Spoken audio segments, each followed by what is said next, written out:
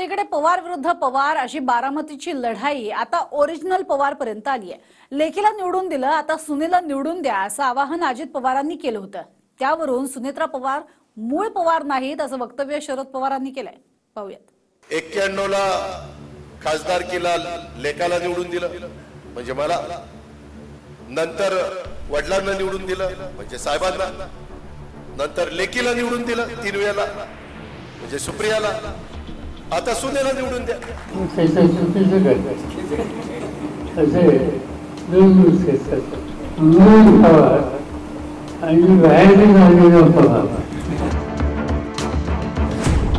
बारामतीच्या प्रचार सभेतून अजित पवारांनी लेकीला निवडून दिलं, आता सुनेला निवडून द्या असं म्हणत अजित पवारांनी सुनेत्रा पवारांना विजयी करण्याचं आवाहन केलं। मात्र शरद पवारांनी सुनेत्रा पवारांना त्या बाहेरच्या असल्याचं म्हटलं। मूळ पवार आणि बाहेरून आलेल्या पवारांमध्ये फरक असल्याचं शरद पवार म्हणाले। म्हणजे सुनेत्रा मूळच्या पवार नाहीत हेच पवारांनी सांगितलं। 91 ला खासदारकीला लेकाला निवडून दिलं म्हणजे मला, नंतर वडिलांना निवडून दिलं म्हणजे साहेबांना, नंतर लेकीला निवडून दिलं 3 वेळेला म्हणजे सुप्रियाला, आता सुनेला निवडून द्या। सगळी फिटामफाट, वडील पण खुश, लेक पण खुश, कन्याही खुश आणि सूनही खुश आणि तुम्ही खुश।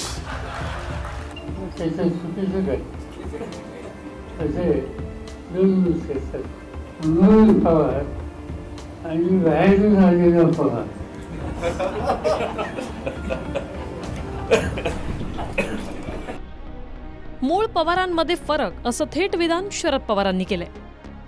सुनेत्रा पवार अजित पवारांच्या पत्नी आहेत। सुनेत्रा पवार मूळ धाराशिवच्या तेर गावच्या आहेत। सुनेत्रा पवार मोठ्या राजकीय घराण्यातल्या आहेत। पद्मसिंह पाटलांच्या बहीण आहेत। सुनेत्रा पवारांचं वडिलांकडून नाव आहे सुनेत्रा बाजीराव पाटील आणि त्यांच्या आई द्रौपदी पाटील। म्हणजेच आपल्या परंपरेप्रमाणे लग्नानंतर सुनेत्रा पाटील या सुनेत्रा पवार झाल्या। त्यामुळे अजित पवारांनी सुनेला निवडून द्या म्हणताच शरद पवारांनी मूळ पवारचाच मुद्दा उपस्थित केला। बारामतीच्या निवडणुकीत पवार कुटुंबात अजित पवार एकटे पडले। त्यांचे बंधू श्रीनिवास पवारही सुप्रिया सुळेंचा प्रचार करत आहेत। त्यावरून माझ्या निवडणुकीत भावंड फिरली नाहीत असं अजित पवार म्हणाले होते। त्या टीकेवरही शरद पवारांनी उत्तर दिले। कधी माझ्या निवडणुकीत कधी माझी भावंड फिरली नाही राव, आता गर्रा गर्रा गर्रा फिरायला लागली, पायाला भिंगरी बांधल्यासारखं। अरे तुमचा भाऊ होता तेव्हा तुम्हाला फिरावंसं नाही रे वाटलं? हे नुसतं आउटघाटकेच आहे। ते कसं पावसाळ्यामध्ये छत्र्या उगवतात ना, तसल्या छत्र्या उगवल्यात।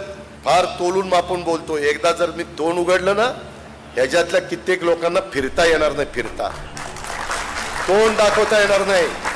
जाहीर माझा त्यांना सांगायचं आहे। उगीच मी गप्पा बसलो म्हणजे फार वळवळ करता काय? अजिबात नाही। माझ्या कुटुंबामध्ये निवडणूक आल्याच्यानंतर माझी निवडणूक असो, अजितची निवडणूक असो, सुप्रियाची निवडणूक असो, आमच्या कुटुंबाचे बाकीचे घटक जे आहेत ते नेहमी लोकांच्या दरखास्त भूमिका मांडतात आणि लोकांचा सहभाग आणि पाठिंबा मिळेल कसा याची काळजी घेतात। अजित पवारांच्या टीकेला उत्तर देतानाच प्रफुल्ल पटेलांच्याही दाव्यावरून पवारांनी आपली भूमिका स्पष्ट केली। अजित पवारांनी 2 जुलैला उपमुख्यमंत्री पदाची शपथ घेतल्यानंतरही शरद पवार सोबत येण्यासाठी 50% तयार झालेच होते असा दावा प्रफुल्ल पटेलांनी केला। देखिए 2 जुलाई को जब अजीत पवार साहब और हमारे मंत्रियों ने शपथ ली इस सरकार के, आज की सरकार के साथ, तब 2 जुलाई थी। 15-16 जुलाई को हम 2 बार पवार साहब को मुंबई में मिले, निवेदन किया।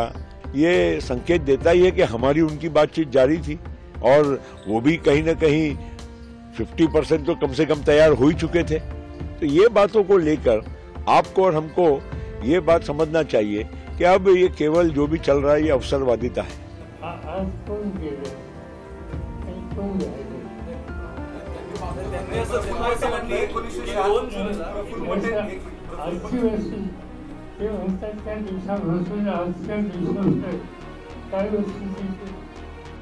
शरद पवारांनी प्रफुल्ल पटेलांचा दावा फेटाळून लावला, पण फडणवीसांनी पटेलांच्या दाव्यात तथ्य असल्याचं म्हटलंय.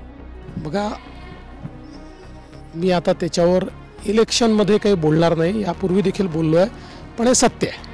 आजची वस्तुस्थिती काय असं सांगत प्रफुल्ल पटेलांच्या दाव्यात काहीही तथ्य नाही असं पवार म्हणाले. आता लोकसभेच्या निवडणुकीत राष्ट्रवादीचे दोन्ही गट आमने सामने आहेत. त्यातच बारामतीचा सामना कुटुंबातच आहे आणि शरद पवारांनी सुनेत्रा पवार या मूळ पवार नाहीत असं सांगून प्रचारात नवा मुद्दा आणलाय.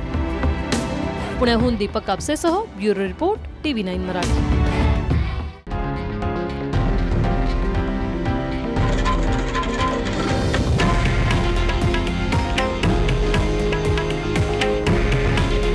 हे आहे देशातील नंबर 1 न्यूज नेटवर्क आणि आपण पाहत आहात TV9 मराठी.